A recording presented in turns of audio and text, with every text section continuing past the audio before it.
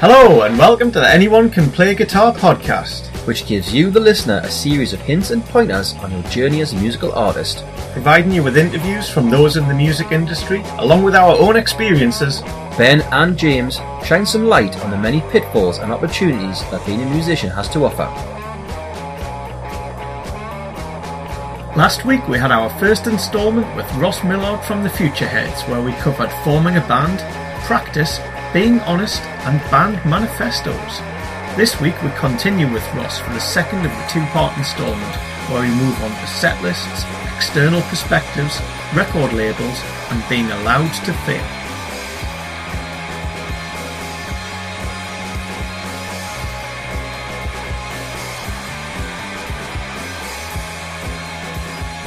Welcome to episode 4 with me, James, and him, Ben. Excellent. Back in the pub with Ross today, aren't we? We are, we're still there. Still there. For a whole week. That would have been quite good. I would love to be in the Split Chimp for a whole week. I think we could have probably spoken to Ross for a full week. We could have, actually. There was a lot we got into, but there was a lot more we could have spoke about, and also Definitely. Just about stuff. Yeah. Yeah, he was a very nice... The sort of person you could have spoke to for about ages. Stuff. Yeah. This week, in part 2 of the Ross Millard episode, we speak a little bit more about once the band get past that tipping point of signed we're past recognition. the start and the forming the band, the learning how to all do it, and we're now into the this is a career. Profession, this is a career. This is album sales, this is tours, covers. Speak a bit about major deals, their own record company, how that happened, which I thought was very interesting. Yeah, well that was good because it comes across in the interview. All I really knew was sort of what I'd read about what happened with their deal, and to a lot of people listening, getting a deal will be a massive thing and still a target for a lot of people. Yeah, I should imagine, and no doubt maybe it should still be a target for a lot of people. And it helped the Futureheads a lot, but then equally it got to a point where the deal became almost a hindrance, or it just wasn't working. It wasn't working. Yeah, it's probably a better way of saying it. And then one of the last things we speak about is one of the causes close to Ross, and that is the City of Culture, which we'll speak about a bit more detail later. So yeah, bit of a short intro from me and you this week.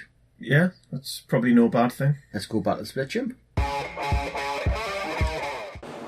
So, we spoke about the whole practicing, gone into a bit of detail there, so I think the next logical bit is the set list. All right. So, we never really had too many debates per se. There was maybe a bit of, well, we really want to have that one first and that one last. Yeah. And maybe, if we had some similar sort of ones, not to sort of parcel them together. Never really did slow songs, did we? No, so what made your set list? How did you come about to decide this is the order we're going to play in? What did that look like?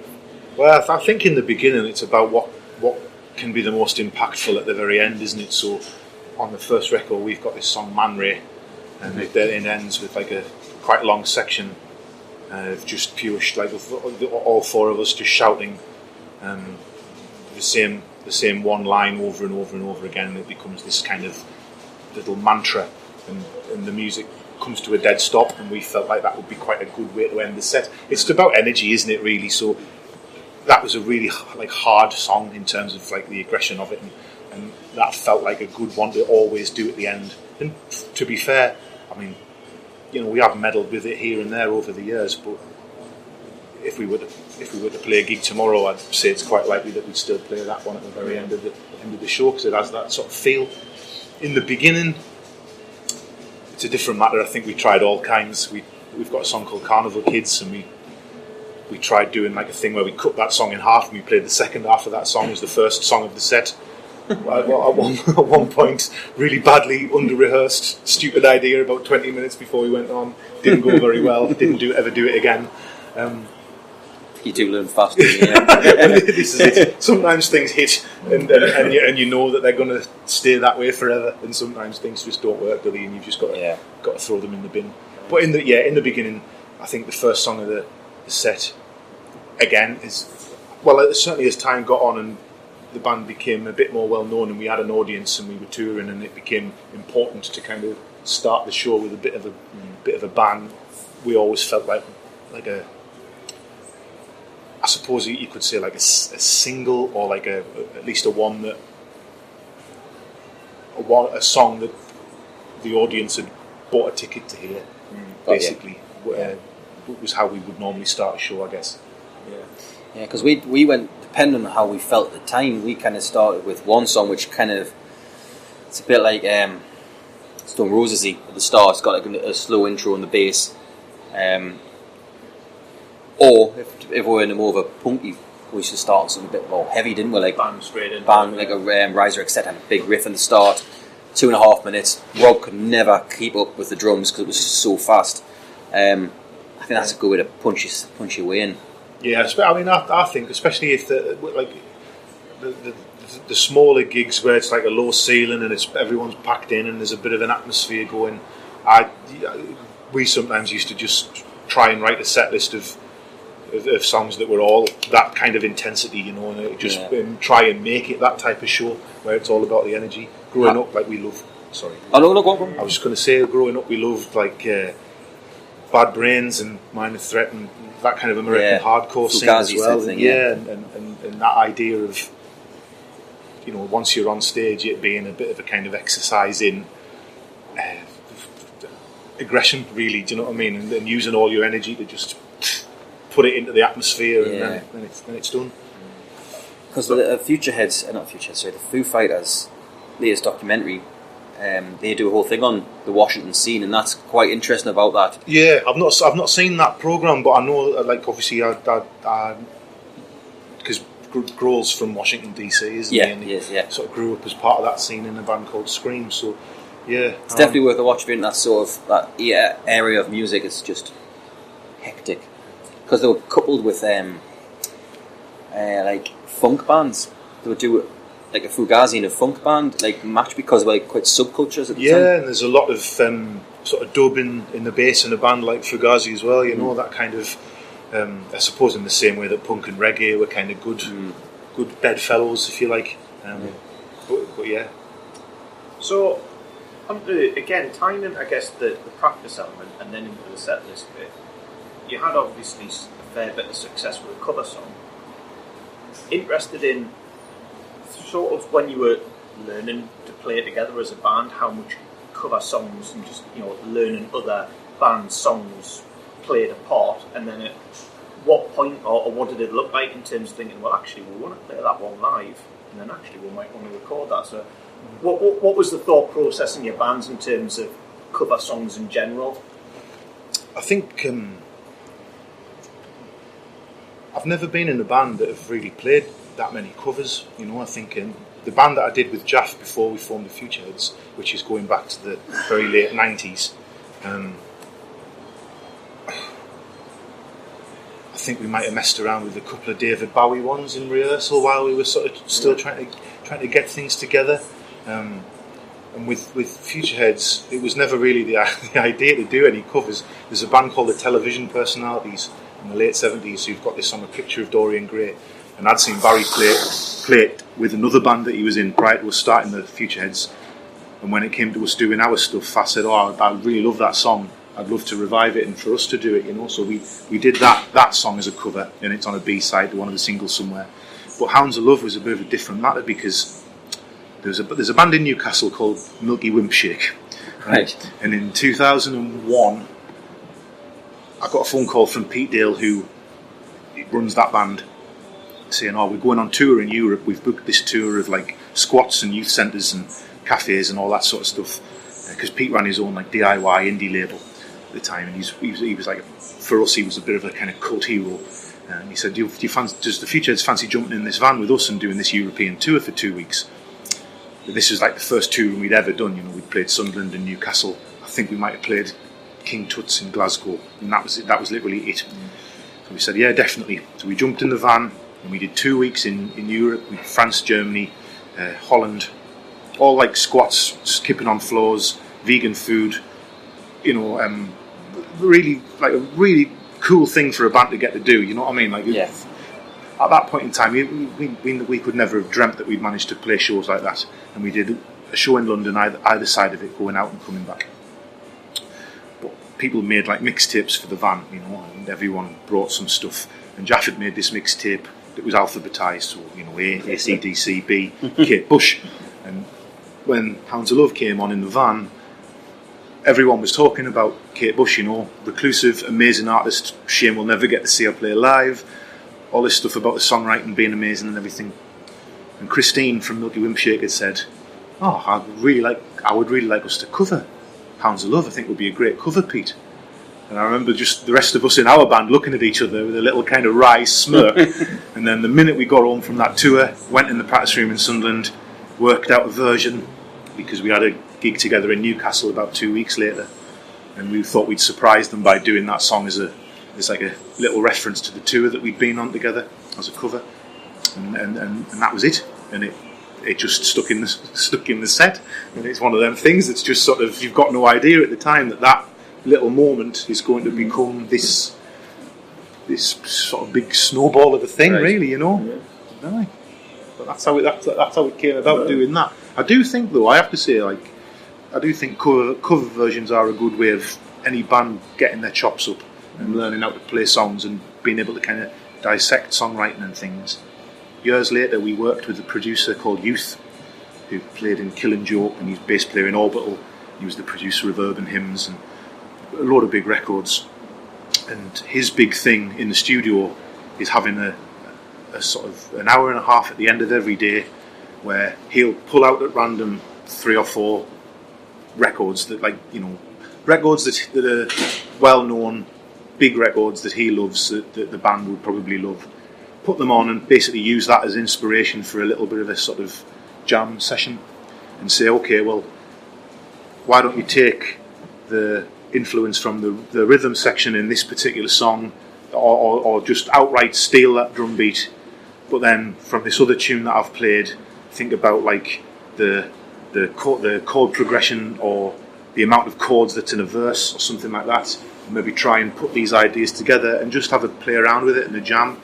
And I think that was something that he used to use in all of his studio sessions with any band he worked with.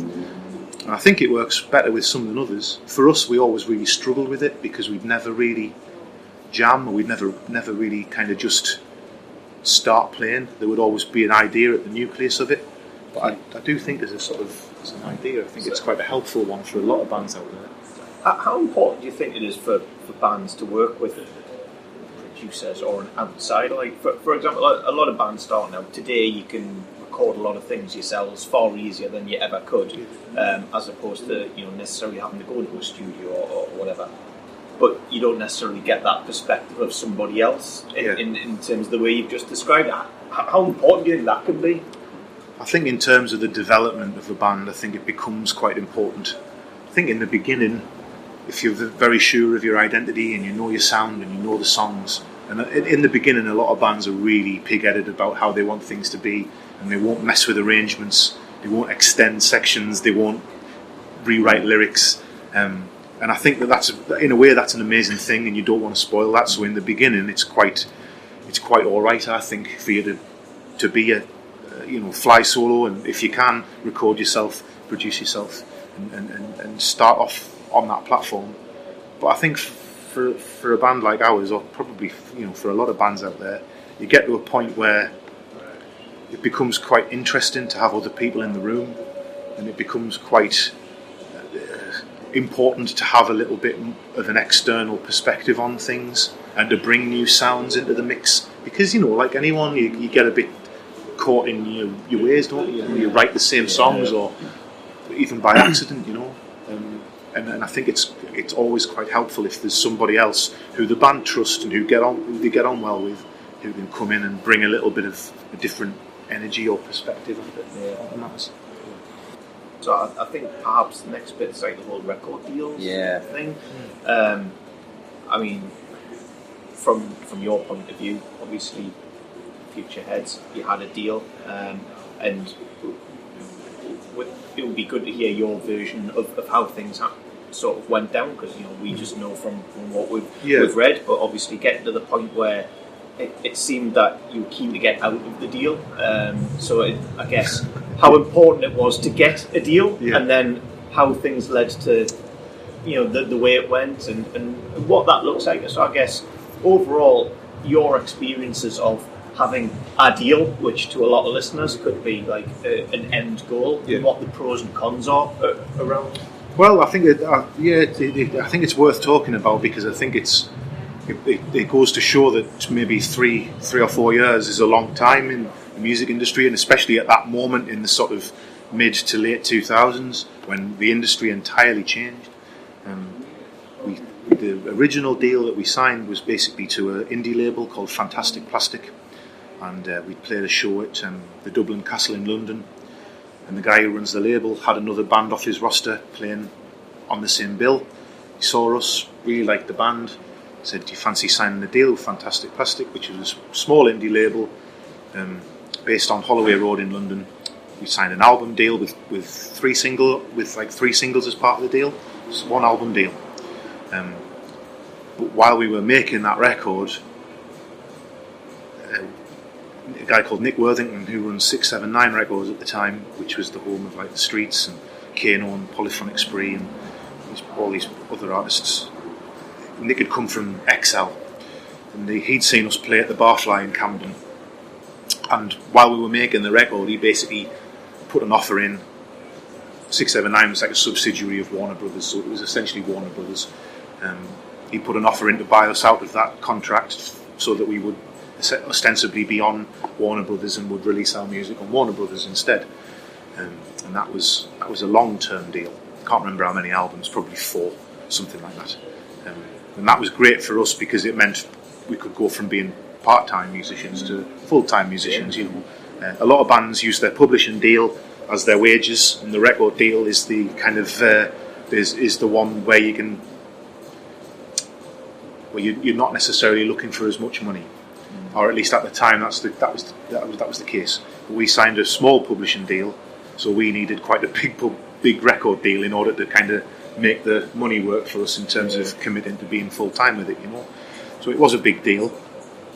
And we put the record out on 679, and it was fantastic because it meant that we could tour all over the world. It was released all over the world, toured loads in the States, especially off the back of it. And it was great, because that label was cool to us. It was a really diverse label. It was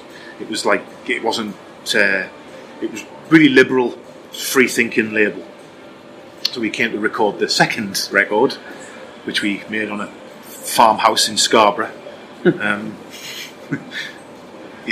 With Ben Hillier. Oh yeah. Who's just done Nadine. We works with Nadine Shah at the moment. So we made this second record, and a little bit further down the line, the record had been made in the winter of 2005, and it came out in May of 2006, I think. And about February time, I remember getting some calls from a guy called Dan Stacey, who was like the A&R guy there, and he was a bit worried that we didn't necessarily have any kind of radio singles, I was saying, okay, well, we've made this record that we're really, really proud with, It's very different from the first album, mid-tempo. We felt like it was our kind of like Fleetwood Mac moment or something, Right. Bearing in mind at this time, we've never had any kind of setbacks. Everything's just gone straight up. Fantastic experience. You feel like you're an invincible person, basically. Yeah. You feel like in those moments like you can't do anything wrong. And it's nothing to do with drugs or alcohol, because I was teetotal. Right. It's just pure self-belief, right? Because everything's just going so well. Yeah. So the record comes out, and it does well. I think it was number 11 in the charts and stuff like that. It sold well, but things emerged quite quickly that stuff at 679 wasn't going that great either. They'd signed by this point they had artists like Mystery Jets and stuff on the label as well, I think, and money was getting sort of tighter and tighter in the business as a whole. Things like, I don't know if Spotify was quite around then, but it was certainly on the horizon, and YouTube and all these streaming services, and the idea of selling records was becoming less and less commonplace. I'm so pleased our first album came out when it did, because years later, talking to artists like the Maccabees and stuff, they, even though they've been a very successful band, they never quite saw that kind of golden moment of being able to sell a lot of records in the mid 2000s. Yeah. So, anyways, there's less and less money in the industry, and it becomes apparent to 679 that basically something has to give at the label. They have to lose some artists. At the same time, we're managed by this company, Big Life, and the main man there was Jazz Summers, who is a titanic music industry manager. So anyone who knows any elements of the music industry would do well to know Jazz Summers. He's got a book, Big Life, and he's a really interesting guy. He managed all kinds of artists, from like Wham to Badly Drawn Boy and The Verve and all these artists. Massive music manager.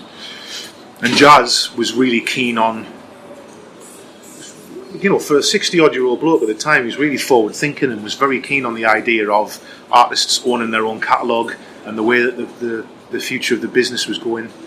And we were also really DIY-minded from the way the band started, and signing to Warner's was, it was a bit of a 50-50 decision in the first place, really, for us. So the potential of setting up our own label and releasing music in partnership with our management company became an option. Jazz was basically saying 679 need to lose some artists. We think it might be better for the band if you leave anyway and do it this way. So really it was it was mutually beneficial, if you like. It was one of those things, and it's quite murky waters going back like 10 years or probably even more.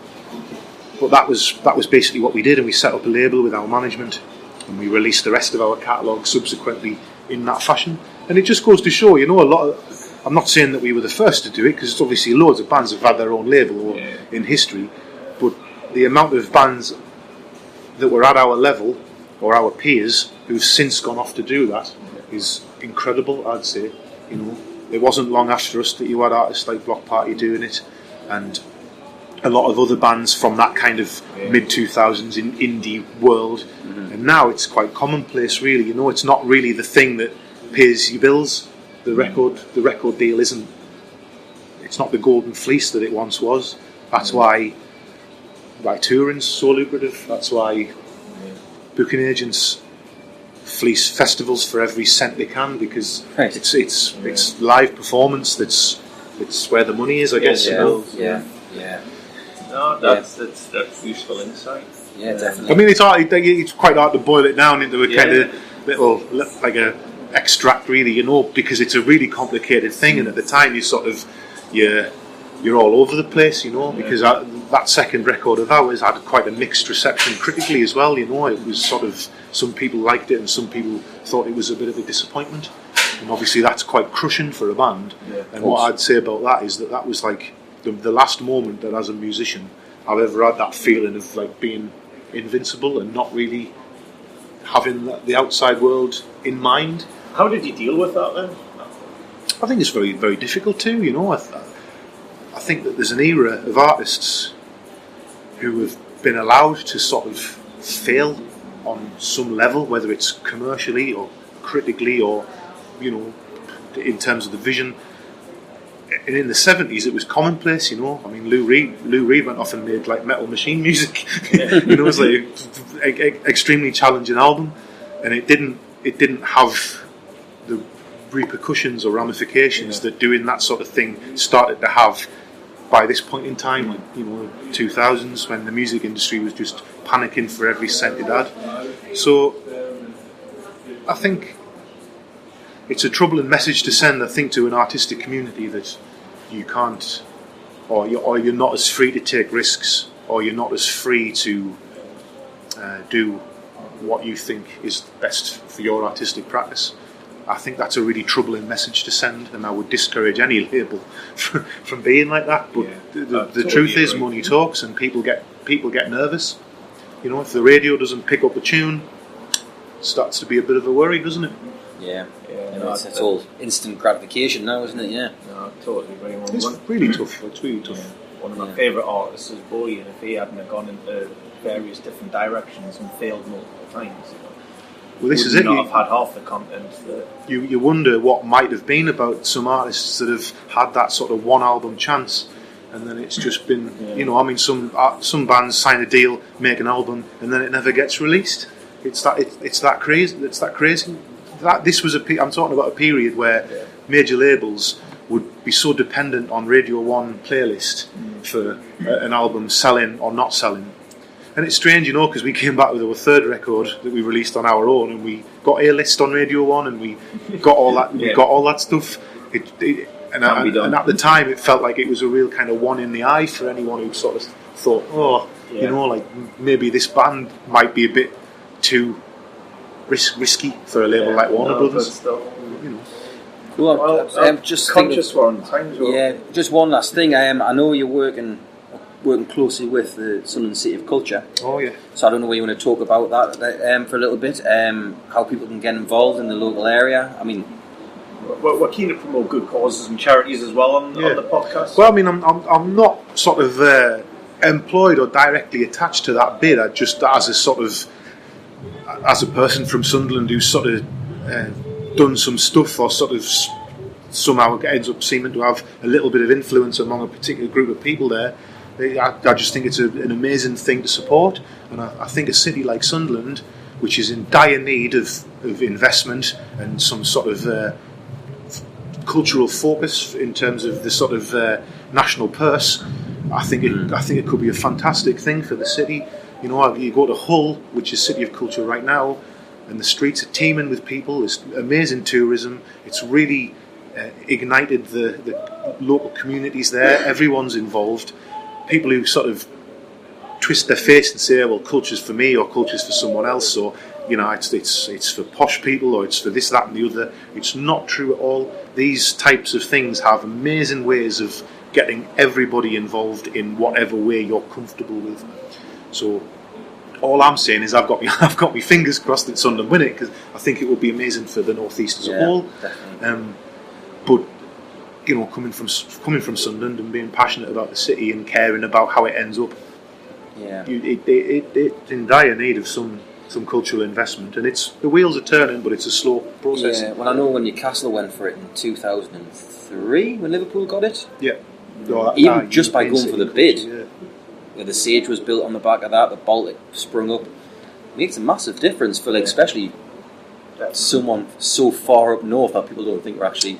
Oh, for sure, man, for sure. And it's if you're looking at it in terms of we're here talking about sort of popular music, if you like, and as far as Sunderland's concerned, getting that city back on the map for touring shows and for being a place that bands want to play, as well as the likes of Newcastle and Middlesbrough, would be great. There's a fantastic record shop there, Pop Rex, and that serves as a good small venue.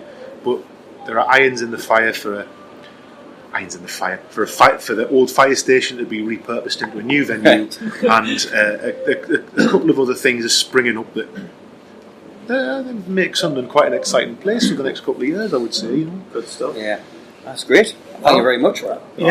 Much appreciate your time. Thank you very much. A pleasure. So we'll have part 2 with Ross. Yeah, very interesting. I liked Ross. He was a nice bloke. I think we said in the first. I think we may have covered that. Yeah, I think we said in the first episode though. Back when the Heads were playing quite a bit, when they were either doing warm-up gigs for the second album or warm-up gigs for the third album before they were going a full tour, you often bumped into them, didn't you, at the gigs? Especially Ross. I bumped into him in town a couple of times. He was always nice and gave you the time of day, which I think that's a really important thing when being in a band, because I know everyone likes the mystique of a rock star, the old chucking TVs out of hotel rooms and all that sort of stuff, and they're here and we're there, but a lot of rock stars or musicians are still just ordinary blokes who just happen to have a mint job. Or woman, perhaps. Yeah, sorry. Yeah, I'm just thinking of Ross in specific in this instance. But yeah, that's a fair point. He is, and always has been, as far as we've known, someone who'd happily just talk to people if he did meet them. I think I take your point. Sometimes if I saw someone who was in a band, I'd be like, "Ooh, there's that person," and you wouldn't necessarily go over. And to be fair, they might have just gone from here to there, and they might be in a rush, they might be busy doing whatever, and it might be a bit of a, hi, to be back on but again. I've got to yeah. be somewhere else type thing. But equally, if you're a fan of someone and you go up to them and just want to say hello, or whether it's get a photo or whatever it might be, then you know what? They're your fans at the end of the day. I mean, we speak about fans in an upcoming episode as well. Yeah. What's your first topic then that you wanted to discuss that we went through with Ross? Well, as we said in the last episode, that was a lot about the foundations and the building of the band, and I like those stories. But I also think because we didn't just get to that next part over the edge with a record company or touring across America, you mentioned at one point. It was often felt like I was over the edge with you. I think I still am over the edge with you. That bit about getting the deal, what that looks like, and who approaches whom, and like how he gets started. I think that's really interesting, and still I would like to speak to more people about it as well, because other people's...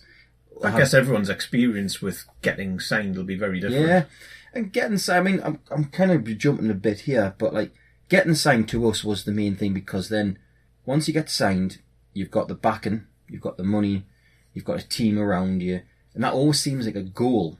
Well, it always seems like the goal, sorry, because then that, like, it seems like it's your career. But when we started talking about when the deal became, really it wasn't being useful for them, it wasn't being useful for the company, and that was mainly a lot of it down to the industry itself, when things were changing and the money just started getting less and less and less in probably the indie world more than anything else. Like you said, he had the fortune in many ways that they were able to release their first album when people were still buying physical albums en masse before that fundamentally changed. Yeah, exactly. And then, so I don't know whether it's like having that back and have that establishment to do your own company helped, or just taking that jump to go, you know what, we can do this ourselves. And you do cut a lot of those little middle people out who just take a cut of your final money. But well, there's different sides to it, isn't there? Like, they found that they could gain back a lot of control that they'd or freedom that they felt they'd lost. Whereas, like you said, the record label brings a whole host of backing and promotion and kind of a team of people who can do things that free your time up to do writing or practicing, making music or practicing or all the rest of it. So there's definitely pros and cons, and we're going to be, another future episode is going to be talking to someone who set their own label up and then closed their own label down, and why they did both of those things. So that there's definitely more to get into on that. Yeah, but I think also when you have the backing of a record company as well, you do get to meet different people and producers, and I think that was one of the key things. Again, jumping a little bit with the Hounds of Love story he was talking about, how it came about, the band that they toured with, but also that producer who's like just challenged them to do different things, i.e. taking a song and learning it and playing it and that sort of. I think that's interesting. It doesn't have to be a producer to recommend doing that. You can do that yourself, but no, but I like that. Yeah, I think that challenging, having an external as in someone who isn't in the band to give a perspective on stuff. We had someone who would often sort of come to practice sessions and sort of give some of that sort of feedback, which we're quite lucky in that sense that someone was sort of happy, willing to do that. You could easily get into a position where you're creating a lot of music and within your own little bubble you think it's amazing, but to have someone come in there and go, well, that actually sounds like the last two songs that you've written. Yeah. Or whatever the feedback might be. If there's someone that you know and you trust who's willing to be honest with you, I think... Both positive and development as well. I think the worst thing you have is someone who's just like, I need to tell you how it is every time, because they might get it wrong. So you've got to trust your instincts as well. Yeah. But I like what we didn't ever do was go into a recording studio and then just mess around and like it was always, we've got some money in the pot, we're therefore going to book some time out to go into the recording studio.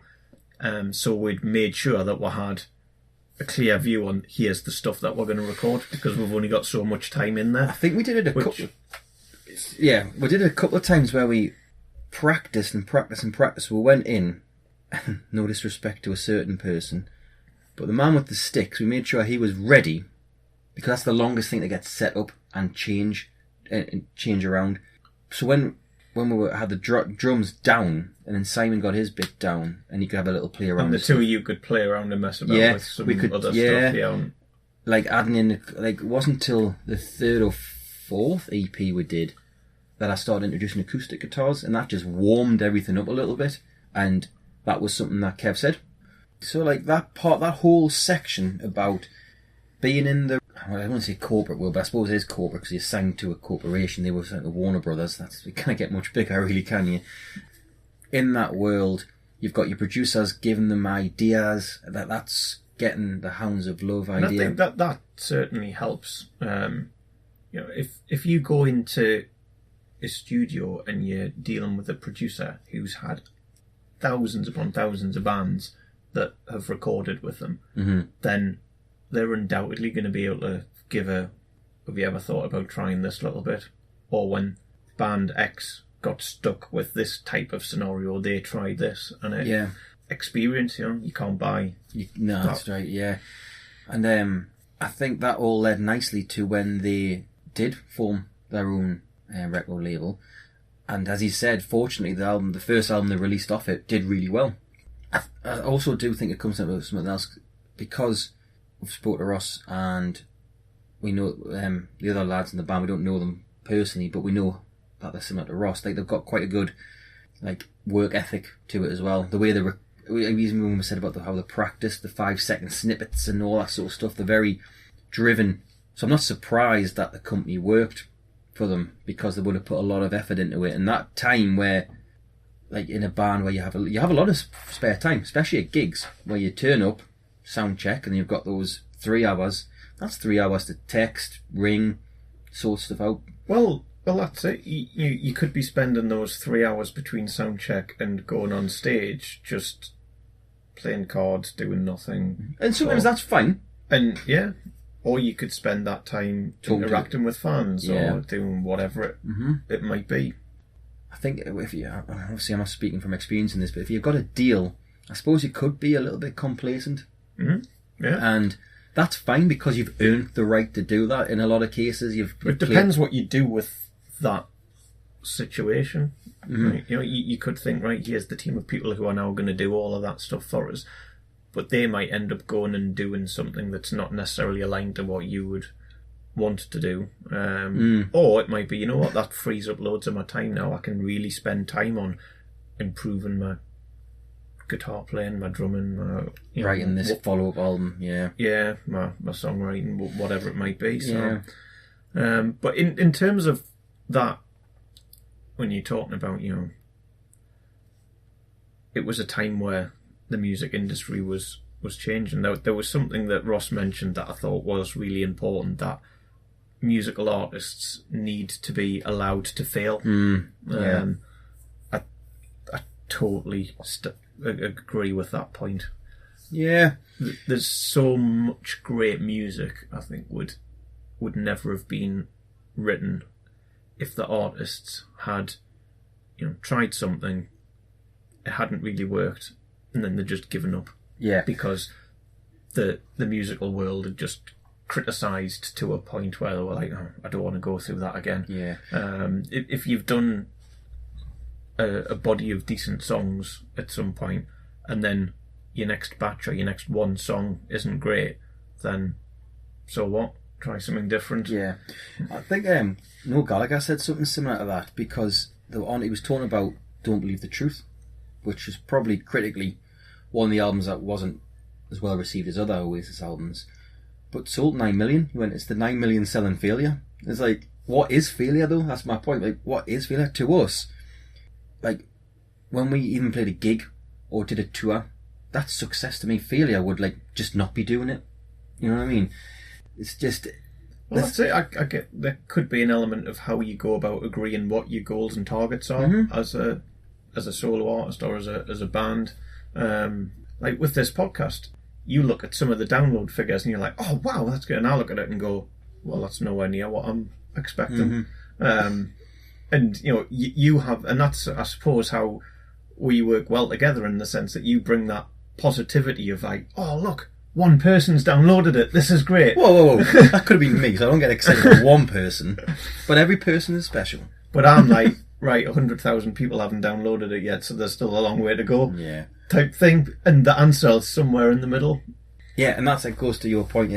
People should be allowed to fail to then bounce back, because that will breed more creativity. And that's what it's all about. Because not every episode of this podcast is going to be absolute gold. It's not, guaranteed.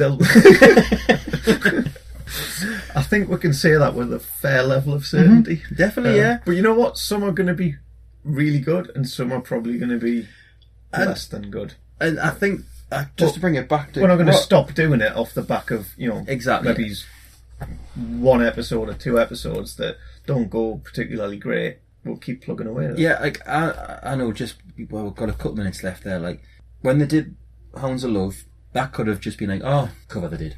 But it didn't. It was really good, and it led on to something else. You just never know how it's going to work out. So we did gigs, which I thought that was pants. We were rubbish there, and I talked to people afterwards, that was one of the best times I've ever seen you.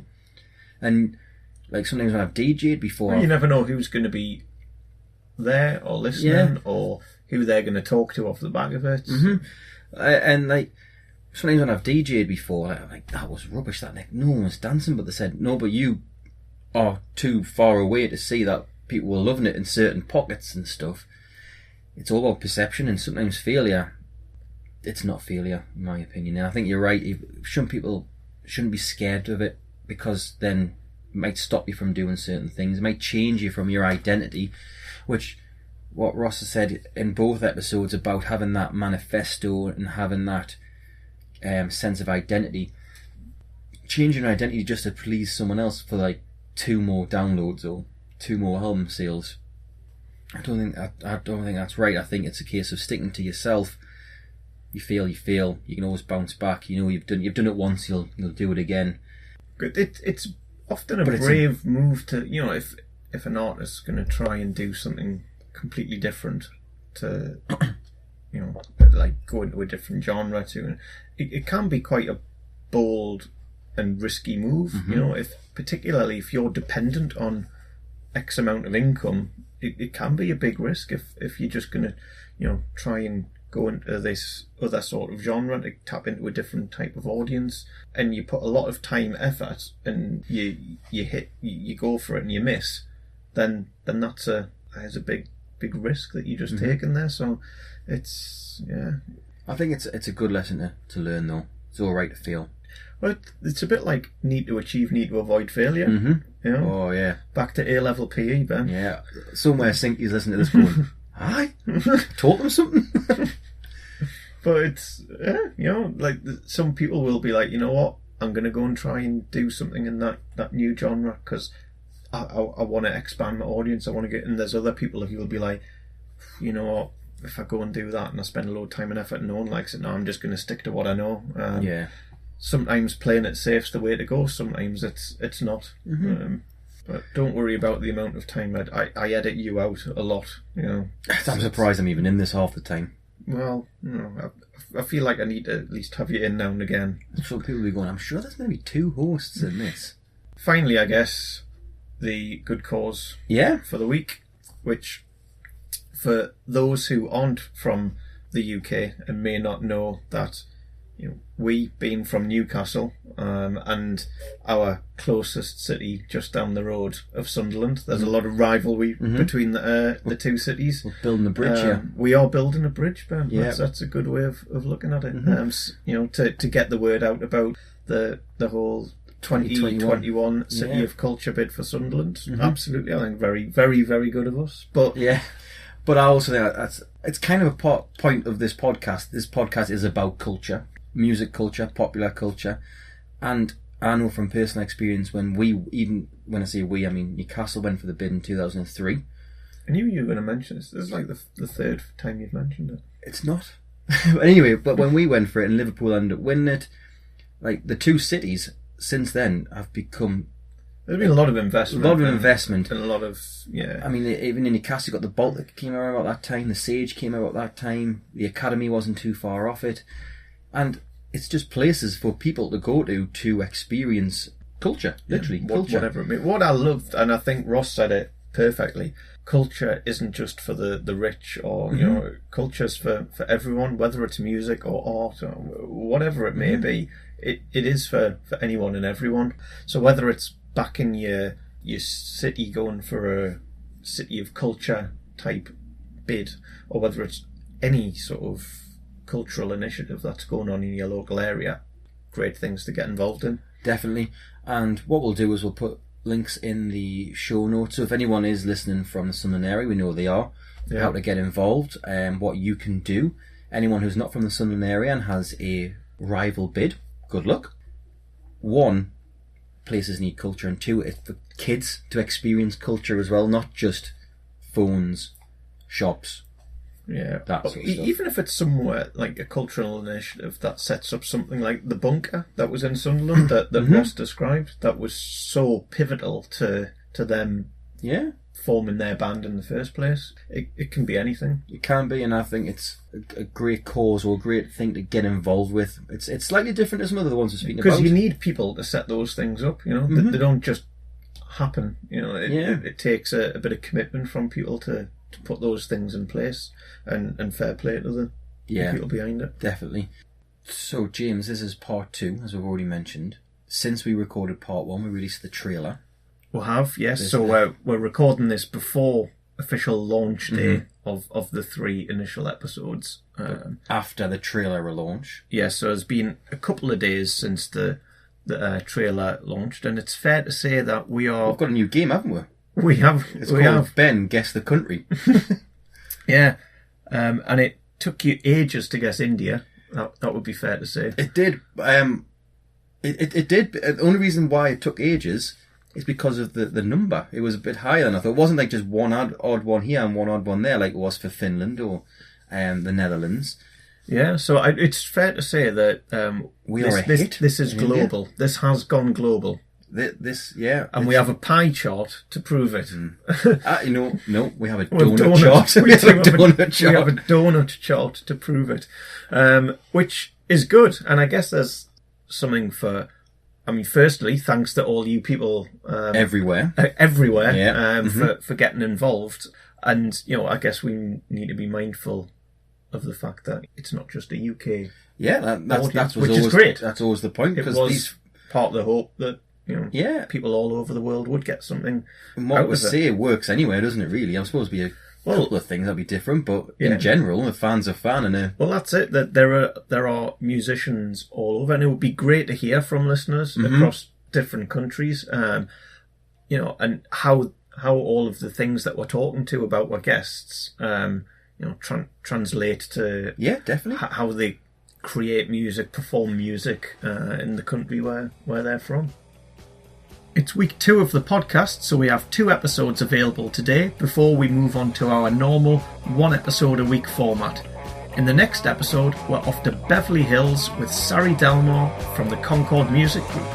Here we talk about having a story and vision, being unique, promoting yourself, and publicists. We've reached the end of this week's episode of Anyone Can Play Guitar podcast. Big thank you for tuning in, and remember to stop by iTunes or wherever you get your podcasts from and subscribe so that you never miss an episode. While you're there, it would be amazing if you could leave a rating and a review. All the show notes can be found at www.acpgmusic.com, and if you want to get in touch, email us your questions, any feedback and any suggestions to info@acpgmusic.com. That's it for now. Keep supporting upcoming artists, and we'll catch you next time.